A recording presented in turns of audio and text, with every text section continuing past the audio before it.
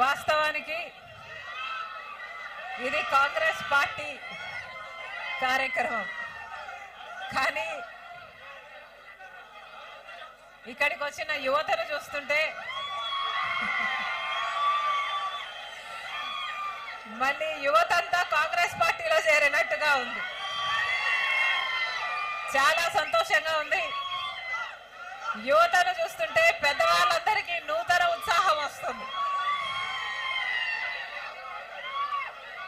ఇకపోతే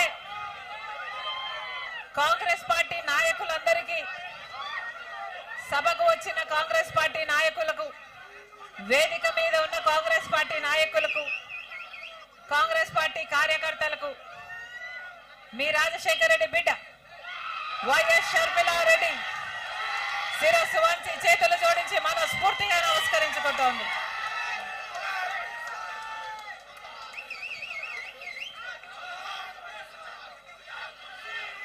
BJP party మన రాష్ట్రంలో, ఆంధ్ర రాష్ట్రంలో ఒక్క సీటు కూడా గెలవలేదు.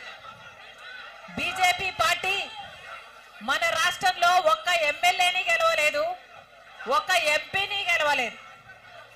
రాజ్యసభ ఎంపీలు కూడా బీజేపీకి చెందిన వాళ్ళు కారు. అయినా కూడా బీజేపీ మన రాష్ట్రంలో ఒక ఎమ్మెల్యేని గెలవకపోయినా, ఒక ఎంపీని గెలవకపోయినా ఈరోజు మొత్తం ఆంధ్రప్రదేశ్ బీజేపీకి వశం, బీజేపీ కైవసం అయిపోయింది. ఎందుకంటే అటు పాలక పక్షం, ఇటు ప్రతిపక్షం, యువజన శ్రామిక రైతు పార్టీ అయినా, తెలుగుదేశం పార్టీ అయినా మొత్తం బీజేపీకి బానిసలు అయిపోయారు. కాబట్టి ప్రతి ఎమ్మెల్యే బీజేపీకే పనిచేస్తున్నాడు, ప్రతి ఎంపీ బీజేపీకే పనిచేస్తున్నాడు, ప్రతి రాజ్యసభ ఎంపీ బీజేపీకే పనిచేస్తున్నాడు. మన రాష్ట్రంలో ఉన్న ఏ సమస్యలు, ఏ ఒక్క సమస్య, ఏ ఒక్క వాగ్దానం, మనకు స్పెషల్ స్టేటస్ ఇస్తాము అన్న వాగ్దానం తుంగలో బీజేపీకి తొక్కినా పాలక పక్షం, ప్రతిపక్షం బీజేపీకే బానిసలై ఉన్నారు.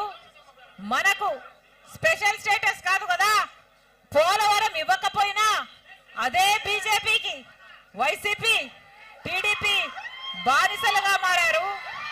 మనకు ఒక రాజధాని లేకపోయినా, మనకు రాజధాని కట్టకపోయినా అదే బీజేపీ పార్టీకి పాలక పక్షం, ప్రతిపక్షం బానిసలయ్యారు.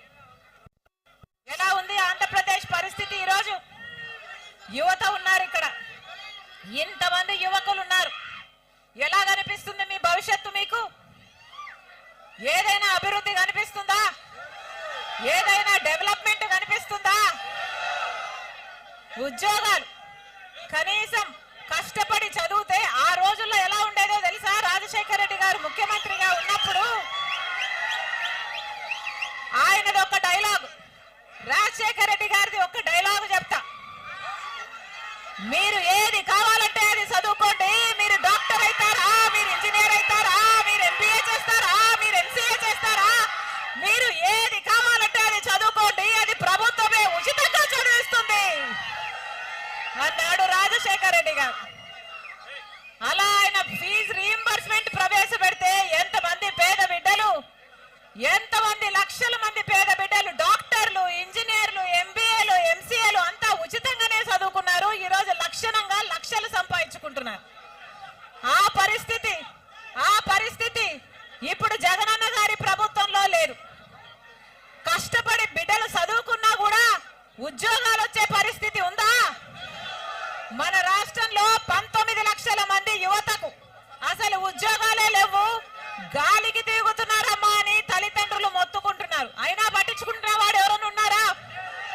పోనీ గవర్నమెంట్ ఉద్యోగాలు ఏమైనా వస్తున్నాయా అంటే అప్పుడు జగనన్న